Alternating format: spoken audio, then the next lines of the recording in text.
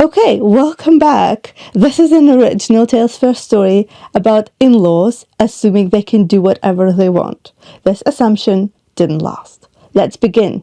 My mother-in-law left my 8-year-old sitting alone on the pavement and walked off to have a good time with her favorite grandkids. She was annoying, my sister-in-law said. When my husband found out, he didn't hesitate. He announced this. My in-laws went very quiet. My mother-in-law, Brenda, called me at 8:12 a.m. on the 4th of July while I was packing sunscreen into my tote. "Let me take Hannah early," she said, bright and breezy. "Andrew's sister, Sabrina, is bringing Carter and Brooklyn.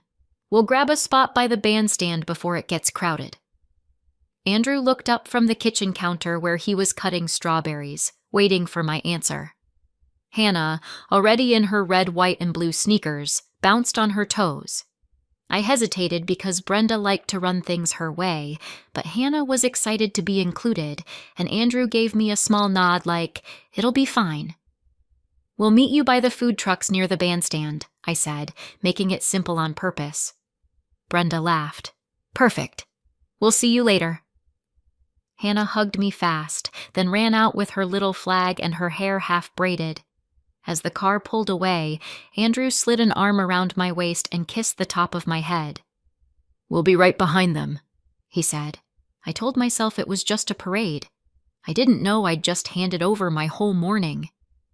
By the time Andrew and I parked and walked toward Main Street, the air smelled like kettle corn and hot asphalt. The parade had already started. Drums thumping, a high school band blasting off key, kids darting between adults with sticky snow cones. We pushed through the crowd toward the food trucks, scanning for Brenda's stiff blonde bob and Sabrina's loud laugh. I spotted my father-in-law, Dennis, first, arms folded, looking impatient, standing near the curb with Andrew's sister Sabrina and her kids. Carter had a toy sword. Brooklyn wore glittery sunglasses. Brenda waved like we were late for dinner. My eyes flicked left, right, behind them. No Hannah. I stepped closer, heart getting sharp. "Where's Hannah?" I asked, already searching past their shoulders. Dennis shrugged like the question bored him. Sabrina didn't even look up from her phone. Brenda pointed vaguely toward the street, like Hannah might be a balloon drifting somewhere. Andrew's hand tightened around mine. I asked again, louder, because the band had started up another song and the noise swallowed everything. "Where is she?" And that's when I realized nobody was reaching for her hand. Sabrina finally looked up and grinned, like I'd walked into a joke. "Relax," she said. She was being annoying. The way she said it, light, amused, made my stomach go cold. "Annoying how?" I asked. I tried to keep my voice level because Hannah hated conflict, and conflict always made her disappear into herself. Sabrina laughed, a quick bark. "You know, complaining, slowing us down, asking questions every 5 seconds. Carter swung his toy sword at the air, nearly hitting a stranger, and Brenda smiled at him like he was charming. I stared at Sabrina. "So, where is she right now?" Andrew's face changed in a tiny way, his eyes narrowing, his jaw setting. Brenda waved a hand like she was brushing crumbs off a table. "She's fine, Jenna," she said. "You're making this bigger than it is." I felt my skin heat under the sun, and it wasn't from the weather.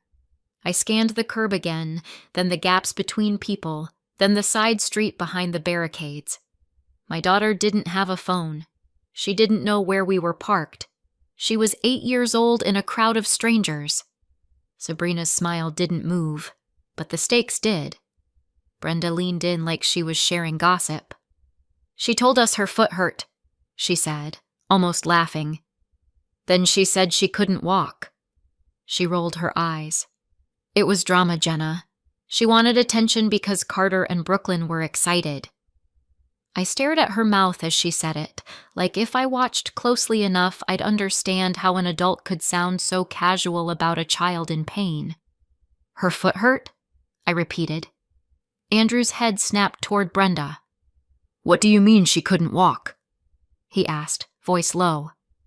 Brenda shrugged. Kids exaggerate. If we stopped every time someone had a complaint, we'd never get anywhere. Sabrina smirked.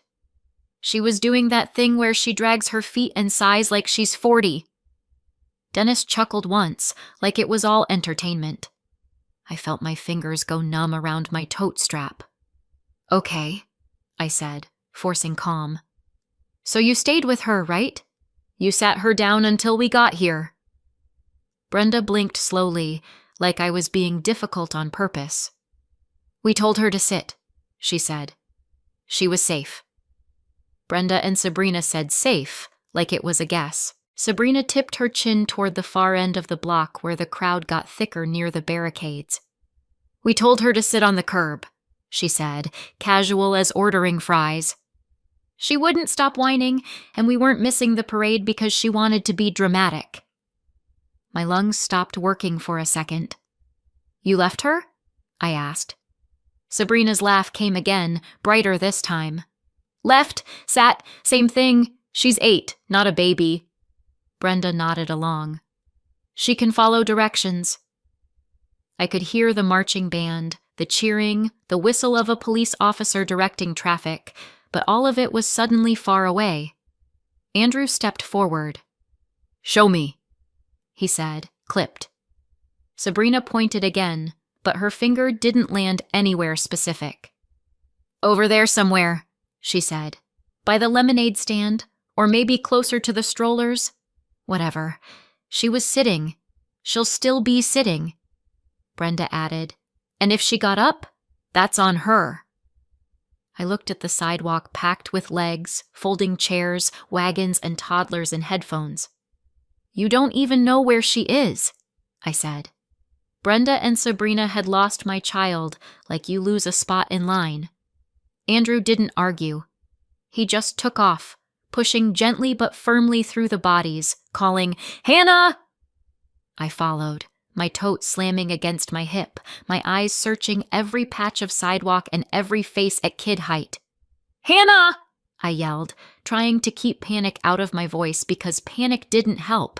Panic didn't find children. We moved along the barricades, peering behind folding chairs, behind coolers, around wagons stacked with blankets. A woman with a double stroller glared when I leaned in to check the gap beside her wheel. Sorry, I said, already moving. Andrew waved at a volunteer in a bright vest. Have you seen an 8-year-old girl? Brown hair, blue dress? The volunteer shook his head, distracted by the parade float rolling by. The crowd surged, blocking the sidewalk as a group tried to cross. I squeezed past anyway, hearing my own breathing too loud. I pictured Hannah's face when she tried to be brave, chin up, eyes glossy, mouth tight. Andrew split left, I went right, both of us calling her name like it was a rope we could throw across the noise. I checked behind a line of porta-potties. I checked the curb near a lamppost. Every second felt heavier. And then I saw a small blue dress near the pavement. Hannah was sitting alone on the curb between 2 strangers' lawn chairs, hugging her knees like she was trying to make herself smaller. Her little flag lay on the ground beside her. The stick snapped. She wasn't sobbing, but her cheeks were wet, and she was blinking hard like she was holding the rest back with willpower. I dropped to my knees so fast my tote spilled sunscreen and a water bottle onto the sidewalk. Baby, I said, touching her shoulder. She flinched, then melted into me when she realized it was me. Andrew crouched on her other side, his hands hovering like he didn't want to startle her. Hannah whispered, Grandma said I was too slow. Her voice was thin, like she'd been saving it. I swallowed. Where does it hurt? I asked, already looking at her feet. She pointed, embarrassed. My heel. I tried to walk, but it felt like fire. Andrew's eyes flicked to the crowd behind us, then back to her, scanning for danger like he could rewind time and place his body between her and everyone. I tugged her shoe gently, and she sucked in a breath through her teeth. The sock came off, and red hit the sunlight. Her heel had a raw blister the size of a nickel, split open and bleeding into her white sock. It looked angry and fresh, like it had been rubbing for hours. Hannah tried to smile through it. "It's okay," she said, too fast, like she was saying what adults wanted. "I can walk now." Andrew didn't answer. He slid one arm under her knees and one behind her back and lifted her like she weighed nothing. "We're leaving," he said, flat. I grabbed the scattered sunscreen and water and followed as he carried her through the crowd, shoulders squared, eyes forward. On our way back to the car, Brenda and Sabrina were still by the food trucks when we passed them. Brenda opened her mouth, probably to explain again. Andrew walked past without stopping. Sabrina called, "Oh my God, you're so dramatic!" Andrew didn't turn his head. In the car, Hannah leaned against my shoulder while I pressed a napkin to her heel. Andrew drove with both hands locked on the wheel, silent the whole way home. That night he didn't speak at dinner, didn't speak during Hannah's bath, didn't speak when I wrapped her foot and tucked her in. He just sat at the edge of the bed and watched her breathe. The next morning, Andrew finally broke his silence. I met Andrew a little over 2 years earlier through a mutual friend's backyard barbecue, back when it was just me and Hannah. Hannah was 6 then, and my whole life ran on school drop-offs and grocery lists. He didn't come in loud. He didn't try to win Hannah with candy or big promises. He just started showing up, helping carry chairs, refilling drinks, asking me normal questions like what I did for work and what Hannah liked to read. When Hannah wandered over and hovered near the cooler, Andrew crouched to her level and said, "Hey, I'm Andrew. You don't have to talk to me if you don't want to." Hannah stared at him like she was deciding if he was safe. He didn't reach for her. He just stepped back and let her choose. Later, when I walked Hannah to my car, Andrew kept his distance and said, "If we ever do this again, I want to go at her pace." No one had ever said that to me before. Her pace. That was how he was with everything. Permission, patience, no pressure. And because he didn't push, Hannah got curious. She'd peek around corners to watch him. She'd ask me small questions about him. He wasn't trying to be her dad. He was trying to be steady. The first real crack in her wall happened a few months later. By then, Hannah had just turned 7, over grape juice on my kitchen floor. She bumped her cup reaching for a napkin, and purple juice poured across the tile like a spill and a confession. Hannah froze with her hands up, eyes wide, waiting for the part where an adult gets sharp and mean. Andrew had been helping me put groceries away. He looked down, then up at Hannah's face, and something gentle settled over him. "No worries," he said, like the mess was nothing. He grabbed paper towels, knelt down, and started blotting. Hannah didn't move. She just watched him like she didn't understand the script had changed. Andrew glanced up and added, "Accidents happen. You can help me if you want." Hannah slowly grabbed a towel and dabbed at the edge of the spill. Her shoulders loosened as she did it. I saw it, the exact moment her body stopped bracing. After we finished, Andrew tossed the wet towels in the trash and said, "Teamwork." Hannah's mouth twitched, almost a smile, and she went back to her homework like she'd been given permission to exist without punishment. I caught Andrew's eye, and he gave me the smallest shrug, like this was obvious. That was the first time she believed safe could be real. After that, Andrew earned Hannah the slow way, the only way that lasts. He remembered she hated crust on sandwiches, and that she liked her socks inside out because the seams bothered her toes. He showed up for her school open house and stood quietly in the back until she spotted him. Then he smiled like she'd done something brave. He never made her call him Dad. He never hinted that he deserved it. He just kept promises. If he said he'd be at pickup, he was there. If he said they'd go to the library on Saturday, he didn't forget when something more fun came up. He kept her drawings in a folder in his desk like they were important documents. One night I found him taping a crooked stick figure picture to the inside of a kitchen cabinet. "What are you doing?" I asked. He looked almost embarrassed. "She'll see it when she gets cereal," he said. Hannah opened that cabinet the next morning and froze, then reached up and traced her own drawing with her fingertip. "You saved it," she whispered. Andrew nodded.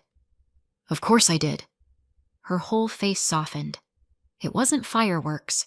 It was quieter than that. It was trust turning into routine. He built her safety one small promise at a time. The first dinner at Brenda and Dennis's house should have warned me the way storms warn you: air too still, smiles too tight. Sabrina was already there with Carter and Brooklyn, and Brenda practically ran to the door when we arrived. "There's my babies!" she sang, scooping Brooklyn up and kissing her cheeks. Carter got a fist bump from Dennis and a fresh cookie before his shoes were off. When we walked in, Hannah stayed close to my side, her hand tucked into mine. Brenda turned, looked Hannah up and down, and her smile thinned. "Oh," she said, polite like a cashier. "So this is your child." The words landed wrong. Your child, not our granddaughter, not Hannah, just a category. Hannah's grip tightened. Andrew cleared his throat. "Hi, Mom," he said, careful. Brenda kissed his cheek, then looked past Hannah again like she was furniture. At the table, Brenda asked Sabrina's kids about their summer plans, their favorite floats, their sports. Hannah tried once, quietly. "I like the drumline." Brenda nodded without looking. Sabrina snorted. "Of course you do." I kept my expression neutral because I wanted peace, because I wanted this to work, because Andrew loved his family even when they were sharp. In Brenda's house, love had a seating chart. Not long after that, the pattern showed itself in small, ugly ways. One afternoon at a family cookout, Hannah tugged my sleeve and whispered, "My shoes hurt." I knelt to check, and Sabrina's head snapped toward us. "Oh my God," she said loudly, rolling her eyes. "Here we go. Princess Hannah has a blister." Brenda chimed in from her lawn chair, sipping iced tea. "She's always got something," she said, like Hannah was a habit she didn't like. "Attention-seeking runs in kids these days." Hannah's face shut down instantly. She straightened up and said, "It's fine," even though her eyes had that wet shine again. Andrew came over with a plate of burgers and asked gently, "Do you want to change shoes?" Hannah shook her head too fast. "No," she said. "I'm okay." Later in the car, I told Andrew it bothered me. He exhaled and said, "They're used to Sabrina running the show. I'll handle it." But handle it became smoothing things over, redirecting, trying to keep the peace so holidays didn't explode. And Hannah learned the lesson Brenda and Sabrina kept teaching. Pain was inconvenient, and speaking up made you dramatic. By the time she turned 8, she didn't complain anymore. She just got quiet.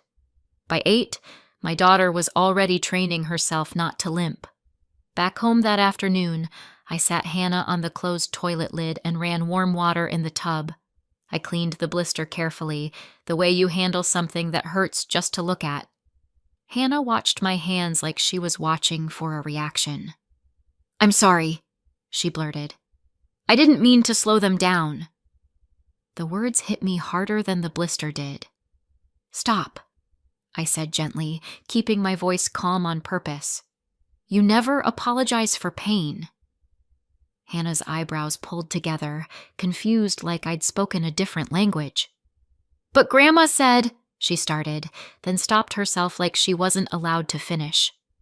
I dried her heel, put on antibiotic ointment, and wrapped it in gauze. "Your body tells you things," I said. "If it hurts, you say so. That's not drama. That's information." Hannah stared at the bandage like it was proof she'd done something wrong. "I should have just walked," she whispered. "No," I said, firmer. "You should have been helped." She swallowed and nodded like she understood, but I could tell she was filing it away as a rule she wasn't sure she was allowed to follow. When I carried her to bed, she said sorry one more time under her breath, like a reflex she couldn't break. She said sorry like it was automatic. Andrew was in the hallway when Hannah, half asleep, mumbled, "Grandma said stop making drama." She didn't know he was there. She thought she was just talking to me, admitting something the way kids confess in the dark. I felt Andrew's whole body go still behind me. I turned my head and saw his face, blank, controlled, like a door had shut. "Hannah," he said softly, stepping closer. "Can you say that again?" Hannah's eyes popped open, instantly worried. Nothing," she said, scrambling. I reached for her hand. "It's okay," I told her. Andrew kept his voice gentle, but there was something iron underneath. "What did Grandma say?" he asked. Hannah looked at me like she was asking if she was allowed. I nodded. She swallowed. "She said I was too slow, and stop making drama." Andrew nodded once, slow. "Thank you for telling me," he said. Then he kissed her forehead and walked into our bedroom without another word. When I followed, he was standing by the window, staring out at the dark street like he was watching something approach. He didn't rant. He didn't pace. He just breathed, measured. Andrew's face went blank in a way I hadn't seen before. The next morning, after Hannah went back to sleep with her foot propped on a pillow, Andrew set his phone on speaker at the kitchen table. I sat across from him, my coffee untouched. He dialed Brenda first, then added Dennis, then Sabrina. Their voices piled in at once. Brenda cheerful, Dennis gruff, Sabrina already annoyed. Andrew didn't do small talk. "You abandoned Hannah in a crowd," he said, precise. "She couldn't walk. You left her sitting on a curb alone." Brenda scoffed. "Abandoned is such a dramatic word," she said. Sabrina jumped in. "She was fine. You people act like she was kidnapped." Dennis muttered, "Kids need to toughen up." Andrew's eyes didn't flicker. "She had a bleeding blister," he said. "She told you she was in pain. You decided the parade mattered more than her safety." Brenda's tone sharpened. "We didn't know she was really hurt. She always says something hurts." Sabrina laughed. "She's always whining for attention." Andrew leaned forward, elbows on the table, voice still calm.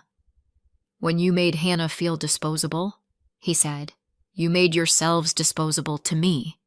The line went quiet.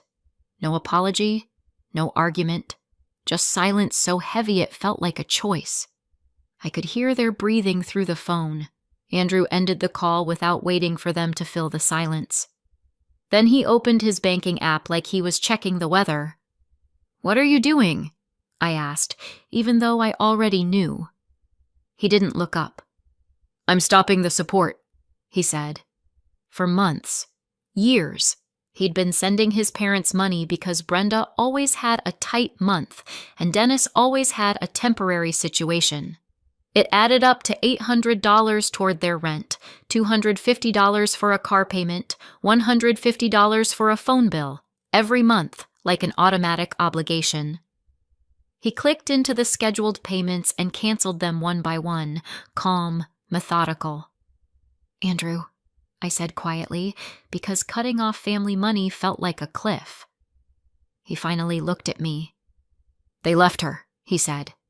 "They don't get access to her. They don't get access to me." He didn't say it like revenge. He said it like a policy. Then he opened our shared calendar and deleted the next Grandma's Day brunch we'd planned, and he texted Brenda one line. "No unsupervised time with Hannah. Do not ask." I watched his thumbs move, steady. He didn't raise his voice. He pressed cancel. Brenda called back within minutes, voice sharp enough to cut. "You can't do this," she snapped. "After everything we've done for you." Sabrina was yelling in the background like a chorus. Andrew put it on speaker again. "This is retaliation," Brenda said. "You're punishing us over one little misunderstanding." Andrew didn't flinch. "It wasn't a misunderstanding," he said. "It was a decision you made in a crowd." Sabrina jumped in, loud and nasty. "She's not even your kid!" The words hung in the kitchen like smoke. I felt my stomach tighten, not because it surprised me, but because Hannah had probably felt that energy every time Brenda looked past her. Andrew's expression didn't change. He blinked once, slow, and his voice went even calmer. "Watch me prove she is," he said.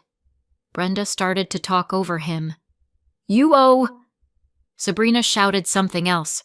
Dennis grumbled. Andrew didn't argue. He didn't negotiate. He just hit the red button and ended the call. The quiet afterward felt clean, like a room after you open a window. I exhaled without realizing I'd been holding my breath. Andrew set the phone down and looked toward the hallway where Hannah slept. "We're done," he said, almost to himself. Then Andrew hung up, and I knew we were done. Brenda didn't come back with an apology. She came back with a performance. 2 days later, my phone lit up with screenshots from cousins I barely talked to. Brenda had posted a long, emotional message on Facebook about sacrifice and ungrateful children. She claimed she had supported Andrew through school, that she'd kept him afloat, that he owed his success to her and Dennis. She didn't mention Hannah by name, but she didn't have to. The comments filled fast. Sad face emojis, family is family, you only get one mom, and a few people tagging Andrew like it was a public trial. Then the calls started.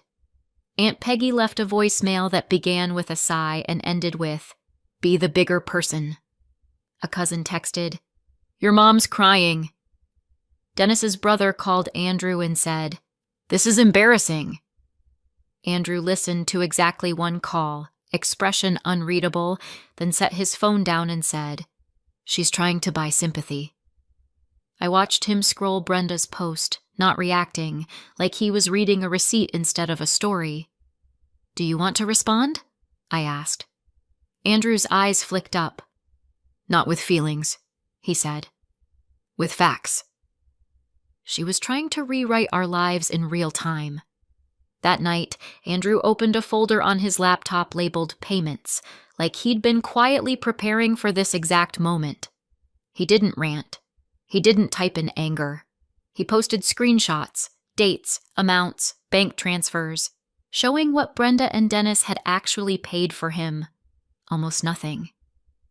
Then he posted what he'd been asked to cover for Sabrina over the years. Car repairs, deposits, emergency cash, vacations disguised as help. And finally, he posted what he'd been sending Brenda and Dennis every month consistently. The $800, the $250, the $150, totaling $1,200. His caption was one sentence. "Since my parents are sharing family finances publicly, here are the numbers." Within minutes, the comment section changed. People stopped cheering Brenda on. A few deleted their earlier comments. Someone wrote, "So you were taking money from him?" Another asked, "Why were you getting rent paid if you supported him?" Brenda didn't reply. Dennis didn't. Sabrina tried once, with a snarky comment about fake receipts, but the timestamps did the talking. My phone went quiet too.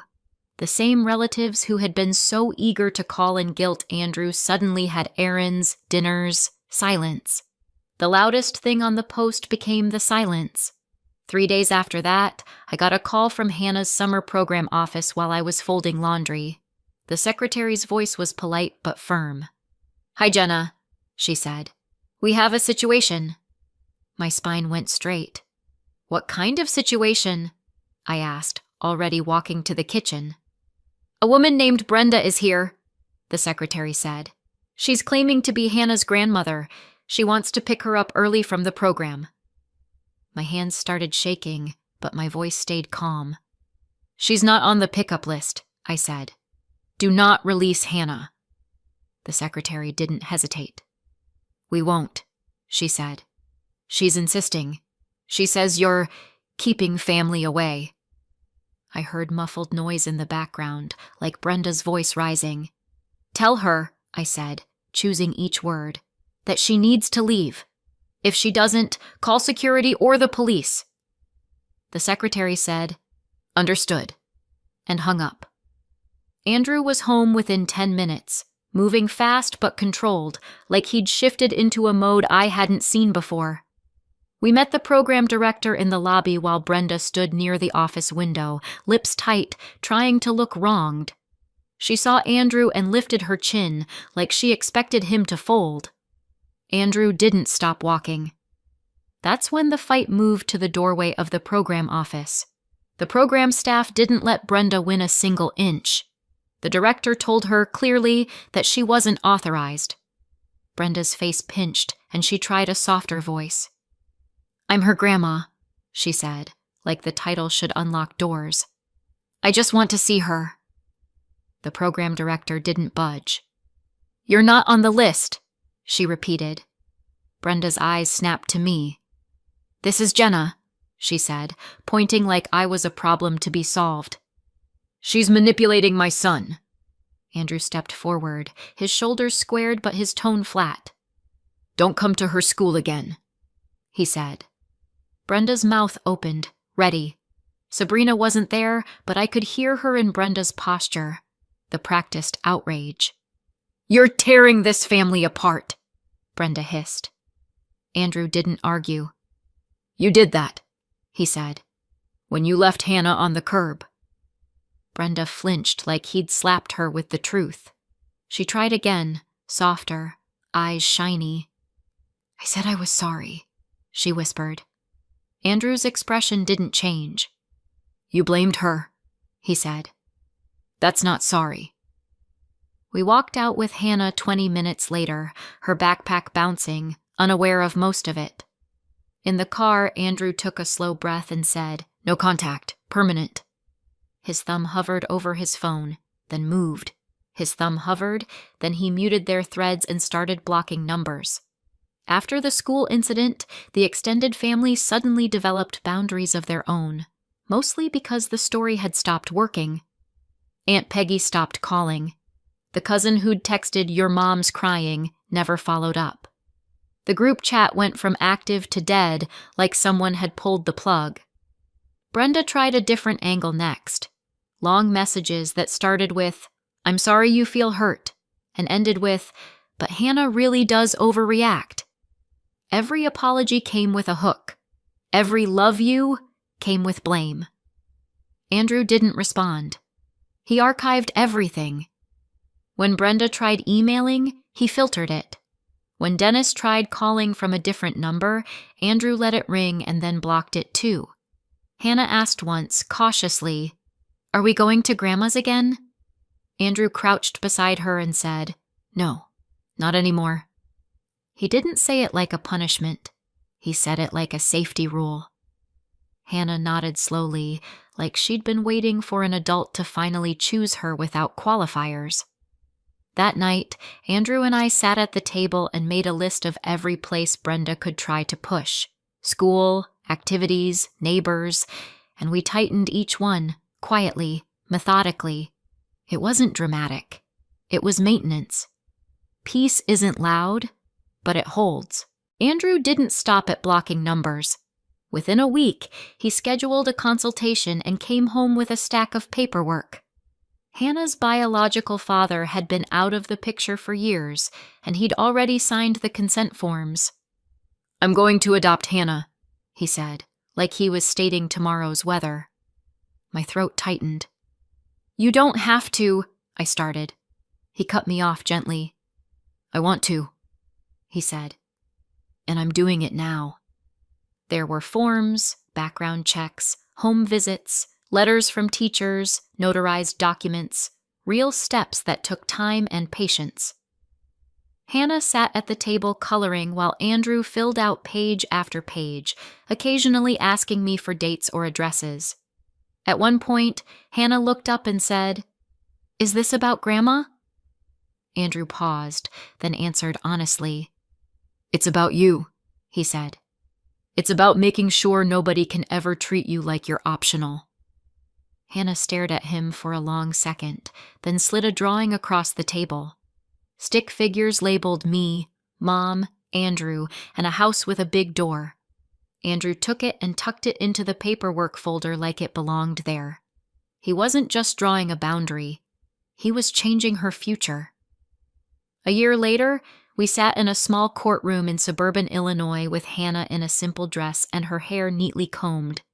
Her heel had long healed, but something else had healed too.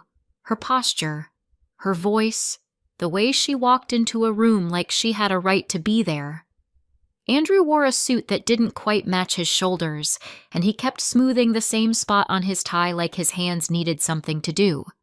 The judge smiled at Hannah and asked her kindly if she understood what was happening. Hannah nodded, serious. "Yes," she said. The judge asked, "And what do you want to say?" Hannah looked at Andrew, then at me, and then she faced forward. "That's my dad," she said, clear as anything. Andrew's eyes shined, but he didn't crumble. He just breathed out slow, like he'd been holding something for years and could finally set it down. I glanced toward the back, half expecting a shadow, but Brenda and Sabrina weren't inside. They were outside our lives now, where they belonged. When the judge signed the final page, Andrew squeezed Hannah's hand, and Hannah squeezed back without hesitation. On the way out, Hannah skipped, down the courthouse steps. And I thought about that parade curb and how one cruel decision had rearranged everything. Was Andrew right to cut them off, or would you have done the same? Let me know in the comments and subscribe for more.